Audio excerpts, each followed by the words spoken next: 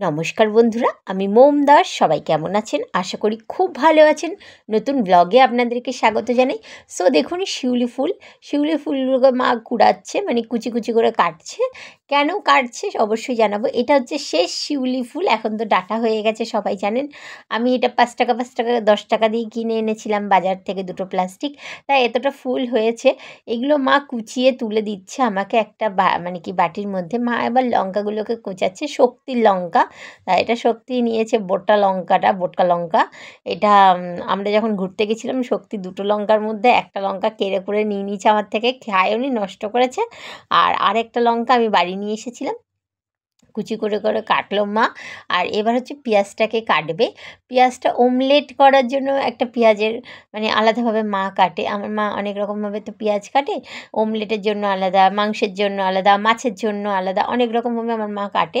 তো এটা হচ্ছে অমলেটের পেঁয়াজ মা কাটছে। খুব সুন্দর করে মা এভাবে কেটে দেয় আমাকে, গোল গোল করে মাঝখান দিয়ে ফালি ফালি করে, মানে কি সুন্দর করে দেয়। মা যতটা পারে চেষ্টা করে মা করার জন্য। তা মা কী করেছে, গোল গোল করে কেটে এরকমভাবে করে দিয়েছে। এইবার আমি এটাকে কি করব, শিউলি ফুল দিয়ে ডিমের অমলেট হয়, এটা অনেকে জানে না রেসিপিটা, বাট কিন্তু হয়। আমি আজকে সেই রেসিপিটাই করে দেখাবো। এটাও আমার চ্যানেলে অলরেডি রয়েছে, কিন্তু এই বছর আমি করিনি, তাই জন্য এই বছর রেসিপিটা করলাম। দিয়ে দেবো আমি নুনটা আপনারা আপনাদের পরিমাণ মতনই দেবেন। পেঁয়াজ কতটা খাবেন সেটা আপনারা পরিমাণ মতন দেবেন। হলুদ গুঁড়ো অবশ্যই দিতে হবে। আর এর মধ্যে আরেকটা জিনিস অ্যাড করতে হবে, সেটা হচ্ছে আদা কুচি, রসুন কুচি। এই দুটো জিনিস কিন্তু অ্যাড মাস্ট, কেননা এই দুটো অ্যাড করলে ভালো লাগবে খেতে। বাকিটা আপনারা যদি স্কিপ করতে চাইছেন স্কিপ করতে পারেন, পেঁয়াজ স্কিপ করতে পারেন, রসুন স্কিপ করতে পারেন, নিরামিষের দিনে কোনো সমস্যা নাই। তো যাই হোক, এই যে মা ভাগ ভাগ করে তুলে দেয়, আমার খুব ভালো লাগে। মা এরকমভাবে ভাগ ভাগ করে তুলে দেয়, বেশ সুন্দর করে, মানে কি এক খণ্ড করে তুলে দেয়। আমার খুব, মানে এই জিনিসটা দেখতে খুব ভালো লাগে ছোটোবেলার থেকে। আর এর মধ্যে হচ্ছে ডিমটা, দেখুন মাকে ডিম দিয়ে দিলাম। মা কিন্তু ডিমটা ফাটিয়ে এবার চটকে দেবে, মানে। আর এই বড়াটা না খুব সুন্দর মোটা মোটা হয়, শিউলি ফুলের বড়াটা অসম্ভব ভালো খেতে লাগে, আমার তো দারুণ লাগে। আর ডিম যেহেতু আমার অসুবিধা নেই, বাড়িতে ট্রে কেনা থাকে, এক ট্রে এখন অলরেডি রয়েছে আমার বাড়িতে তোলা। আমি ডিম খেতে প্রচুর পছন্দ করি, সেই কারণে। মা ডিমটা পছন্দ করে না। যাই হোক, এইভাবে আমি পোলট্রি মুরগির ডিমটা বেশি পছন্দ করি। যাই হোক, এইভাবে আপনারা একবার করে দেখুন, ভীষণ ভালো লাগবে। যারা শিউলি ফুলের বড়া বা শিউলি ফুলের ভাজা পছন্দ করেন না, তারা একবার এই রেসিপিটা ট্রাই করুন। আমি কথা দিচ্ছি, এই রেসিপিটা খাওয়ার পরে কোনো রেসিপি আর ভালো লাগবে না। একটুখানি কড়াইতে তেল দিয়ে দিলাম। তো এটা আমি সাদা তেলই ইউজ করছি, একটু চারদিকটা ঘুরিয়ে নিলাম। আর এইভাবে হচ্ছে দিয়ে দিচ্ছি ডিমটাকে।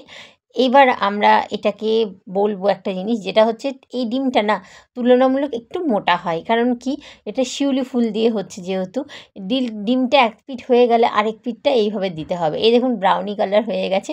একদম স্টিম আঁচে করলে বেশি ভালো হয়। যদি ভিডিওটা ভালো লেগে থাকে অবশ্যই লাইক কমেন্ট শেয়ার করবেন।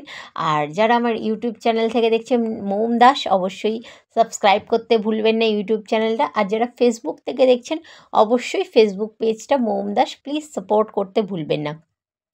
যাই হোক, এইবার আমি আরও একটা ডিম এভাবে করে নিয়েছি। আমি মার কাছ থেকে আবার ডিমটা নিয়ে এসেছিলাম, তো আমার বেশ ভালোই লাগে এরকমভাবে ডিম করতে। আর এই ডিমটা দিয়ে ভাত খেতে অসম্ভব ভালো লাগে। আপনারা ভাত কেন বিভিন্ন কিছুর সঙ্গে শেয়ার করতে পারেন। আমি যেমন ধরুন এই ভাত নিয়ে নিয়েছি, ডিম নিয়ে নিয়েছি, সাথে শুটকি মাছ একটুখানি নিয়ে নিয়েছি। আরে বাস, আমি চট্টগ্রামের মেয়ে, আমি কেন শুটকি মাছ খাবো না? আমি চট্টগ্রামের মেয়ে বলে আমি শুটকি মাছটা খাই। যাই হোক, এই দেখুন, চট্টগ্রামের মেয়ে শুটকি মাছ খায় না, এটা কখনো হয়? এটা সম্ভব নয়। তো এই হলো শুটকি মাছ নিয়ে নিয়েছি। এটা হচ্ছে শুটকি মাছের ভালাচ্ছন। এটা মায়ানমার থেকে পুরো প্রিপারেশন করে রেডি হয়ে এসেছি ইন্ডিয়াতে। তো এটা আমাকে একজন দিয়েছেন কাকিমা। আর এর মধ্যে নিয়ে নেবো একটু বেশি করে স্যালাড। আমি ব্রাউন রাইস নিয়েছিলাম, ব্রাউন রাইসের সঙ্গে ট্রাই করব। এর মধ্যে কিন্তু কোনো রকম তেল নেই, জাস্ট স্প্রিং সল্ট ইউজ করা আছে।